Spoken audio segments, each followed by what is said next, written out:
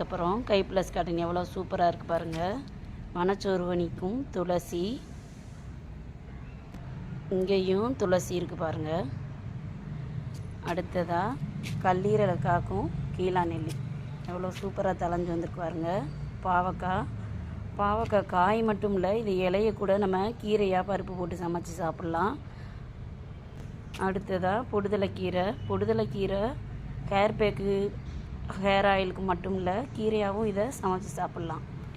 பாருங்கள், சூப்பராக நம்மளோட கத்தாழை தளைஞ்சு வந்துட்டுருக்கு. உள்ள பிரண்டை எல்லாமே வந்துட்டுருக்கு. இது அன்றைக்கி ஊர்லேருந்து கொண்டு வந்த முடக்கருது தான். நட்டு வச்சுருக்கேன், வேரோடு தான் நட்டு வச்சுருக்கேன். தளைஞ்சு வருது சூப்பராகவும். அப்புறம் ஊண்டி வச்ச பொடுதலையும் தழைச்சி வருது.